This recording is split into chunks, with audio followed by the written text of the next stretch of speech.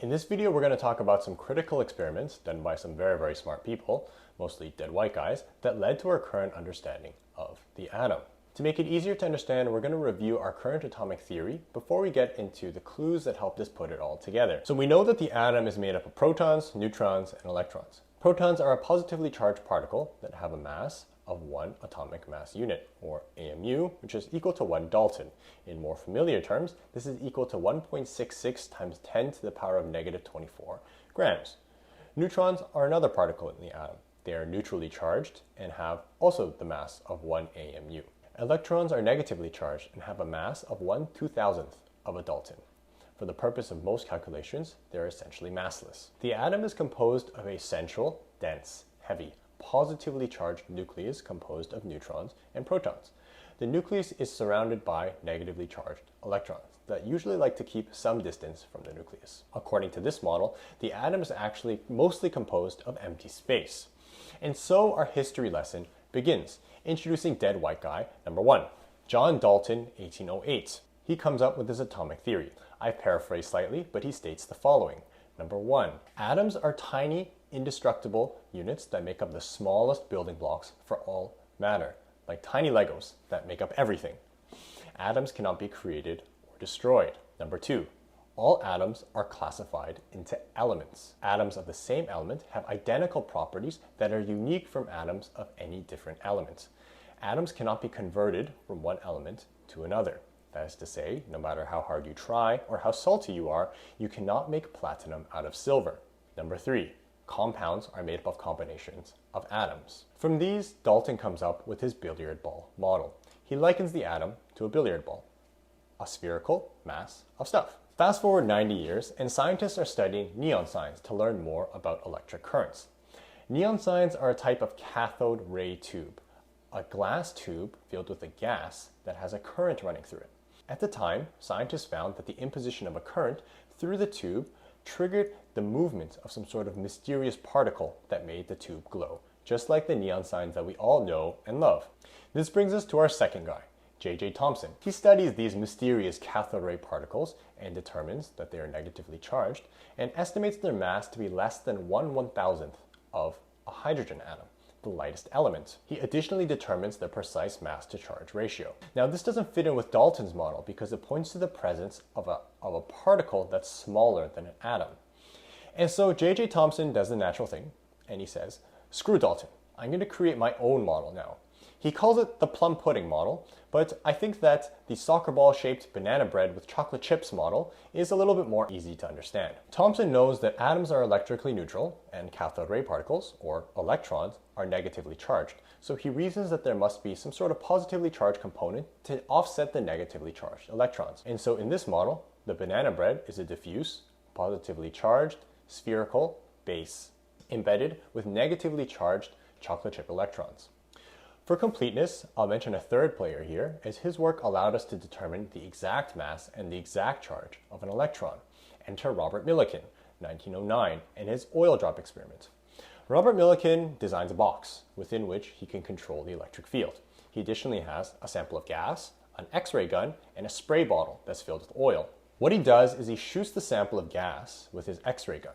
What this does is it displaces a bunch of electrons from that sample of gas and throws them all up into the air.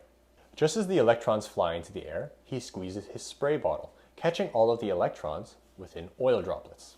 He then plays with the strength of the electric field within the box, manipulating the movement of these now electron-filled oil droplets. By making them move up, down, or levitate in place, Millikan is able to determine the exact mass and the exact charge of a single electron. Going back to our story, we're now in the early 20th century. We know that atoms are comprised of negatively charged electrons and some sort of positively charged components, but we're not exactly sure how they're arranged. This is what Ernest Rutherford tries to figure out. The year is 1910, and Ernest Rutherford sets up his gold foil experiment. Now this experiment reminds me of an exhibit that I saw at the Science Center once. In this exhibit, there was a flat table upon which there was a shape. This shape was covered with a sheet of plastic, so I couldn't see what shape it was. The only way to gather information about the shape under the black plastic was to shoot marbles at it across the table and to see how the marbles bounced off. If the marbles all bounced off like this, I might predict that the side of the shape that I'm shooting at is flat, like a rectangle or a square. If the marbles bounced off like this, I might imagine that the shape that I was shooting at was more round, like a circle. In a similar way, Rutherford tried to determine the shape of an atom by shooting things at it. So his target is the gold atom, and the marbles that he's using are what are called alpha particles, which are dense, heavy, positively charged particles. We now know that an alpha particle is composed of 2 protons and 2 neutrons. And so he sets up his gold foil, and he shoots at it with a bunch of alpha particles. And because alpha particles are too small to see, he sets up a screen around the gold foil that flashes every time that it's hit with an alpha particle. This way, he can determine with a little bit more certainty how these alpha particles are bouncing off. The results? He finds that most of the alpha particles actually pass right through the gold foil, as if they didn't hit anything. Some of the alpha particles are deflected to one side or the other, and some particles were actually deflected backwards. And so Rutherford concludes that because most of the particles passed through the atom as if it didn't hit anything, the atom must be mostly empty space. What about the particles that were deflected or came backward? Rutherford concluded that there must be a small, dense, positively charged region in the center of the atom that he called the nucleus. He reasoned that this region must have a positively charged particle he called the proton. And so our friends Dalton, Thompson, and Rutherford help us determine that the atom is made up of mostly empty space, has a positively charged, heavy, dense region called the nucleus, and is surrounded by a bunch of electrons. However, the electrons and protons did not account for the entire mass of the atom, which led physicists to think that there was something missing. This is where our last player comes in, James Chadwick, 1932. His experiment is a little bit long and a little bit complicated, but it involves bombarding certain elements with a bunch of alpha particles and seeing what kinds of particles are displaced.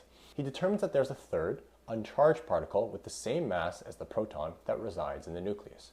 He calls this particle the electron. To summarize, first we have John Dalton, billiard ball model, and the original atomic theory. Atoms make up the building blocks of all matter. They cannot be created or destroyed. They're classified into different categories called elements, each of which have unique chemical properties. J.J. Thompson, the plum pudding, or the soccer ball-shaped banana bread with chocolate chip model. He discovers the presence of small, negatively charged particles called electrons. Robert Millikan, the oil drop experiment. He determines the exact mass and the exact charge of a single electron. Ernest Rutherford, the gold foil experiment. He determines that atoms are made up of mostly empty space, but have a small, dense, positively charged nucleus at their center. James Chadwick discovers the neutron, an uncharged particle with the same mass as the proton that resides in the nucleus.